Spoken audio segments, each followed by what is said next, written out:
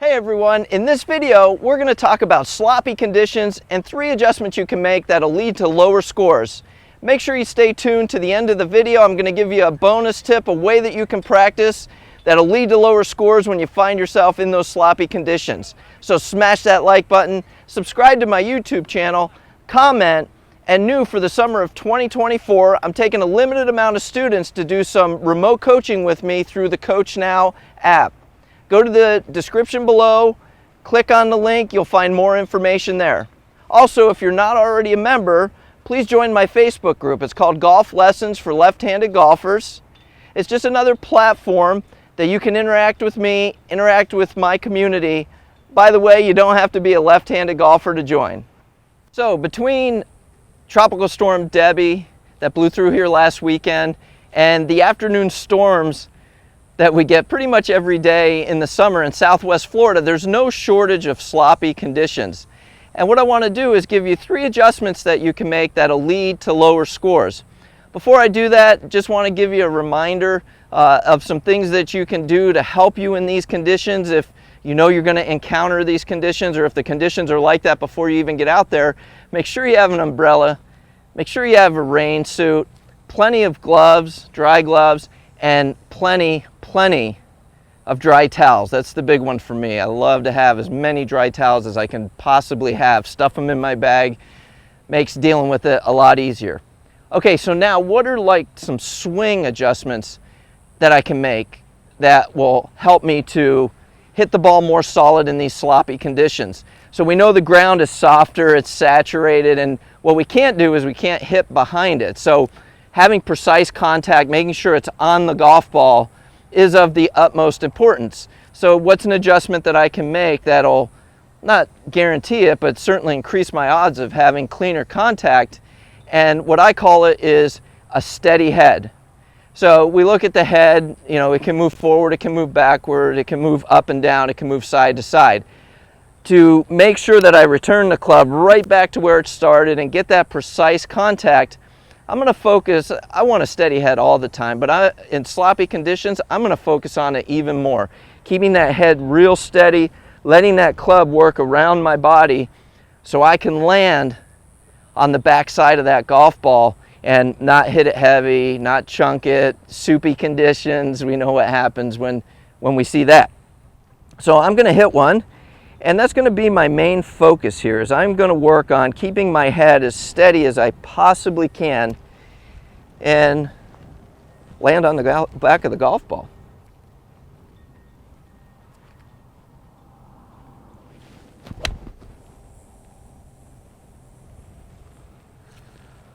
Yeah, and so as I made that swing, I didn't really feel any movement of my head side to side, up and down, forward, backward.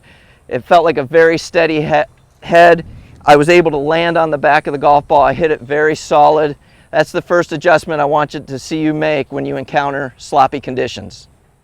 So sticking with the theme of contact, we know we need to be more precise because the ground is saturated, it's wet, I can't afford to hit behind it. I got to make sure that I land on that golf ball.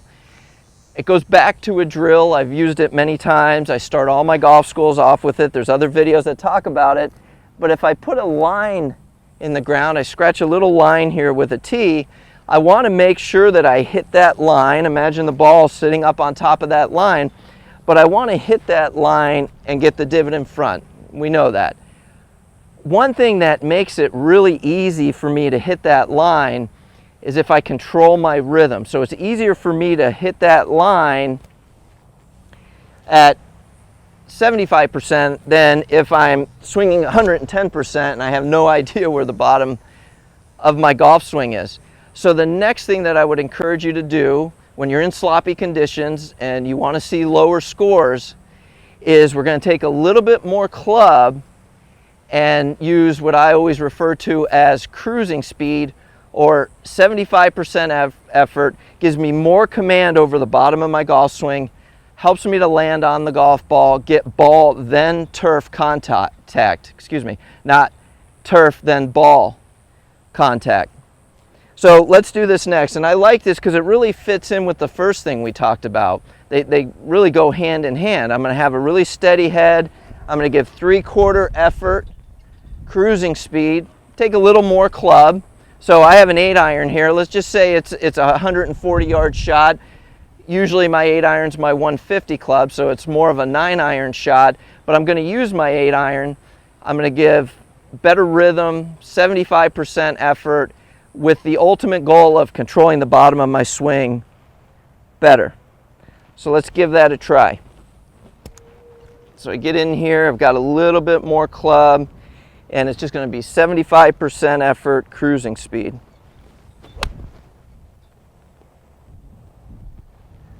Yeah, and that was great too. Very good contact.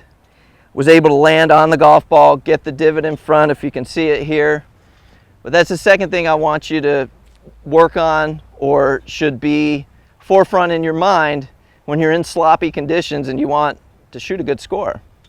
Okay, so the next thing I want to talk about when we encounter these sloppy conditions, it's more of a strategy or mental adjustment that we're going to make. And what I want you to understand is when the course is wet, it's sloppy conditions, the course is going to play longer, of course, but it's also going to play wider. What do I mean by that?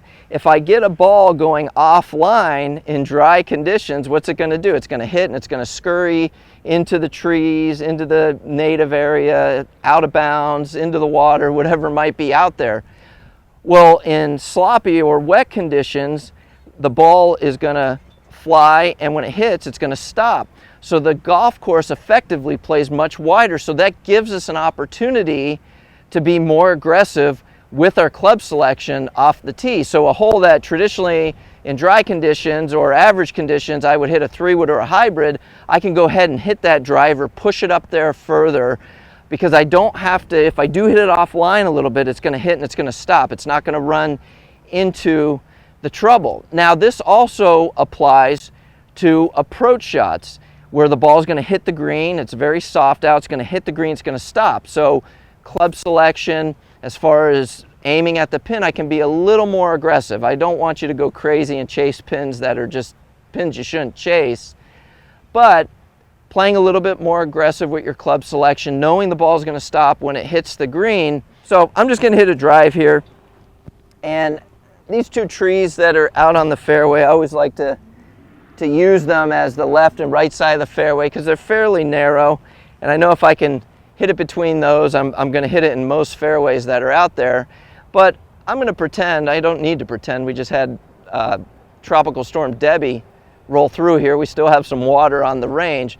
So the conditions are soft, so I can be a little more aggressive even though it's a tight fairway. I'm not going to go back to my 3-wood or my hybrid. I'm going to stick with my driver, and I'm just going to be aggressive. I'm not necessarily going to swing harder, but the aggressiveness comes from playing a driver and not a safety club like a 3-wood or a hybrid.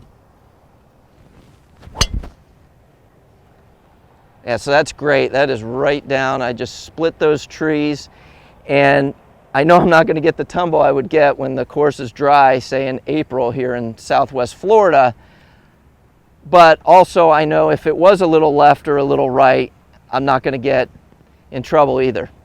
So as promised, I've got a bonus tip for you that is going to definitely lead to lower scores when you're playing in sloppy conditions. What is it? It's practicing out of a fairway bunker.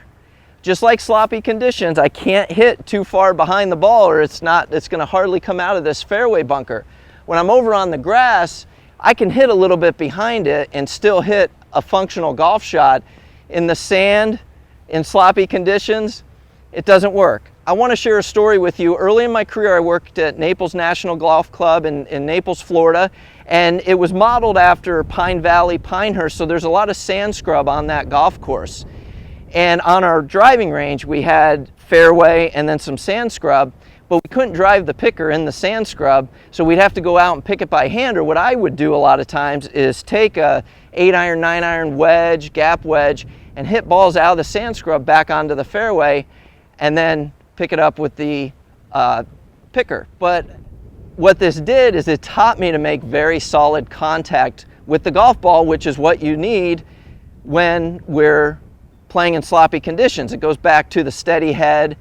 It goes back to the 3/4 swing with good rhythm, being in command of the bottom of your golf swing, precise contact landing on that golf ball. Spend some time in the bunker working on contact, working on hitting the back of the golf ball. It will only help you, not only from fairway bunker, but also when you encounter these sloppy conditions. So I'm just going to hit one. You know, I'm out here practicing, and maybe I know the weather forecast isn't going to be too good going forward, and I got to play, so got to practice it.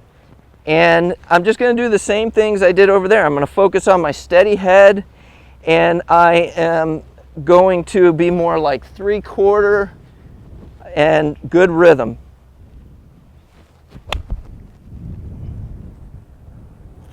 Yeah, and that was very solid.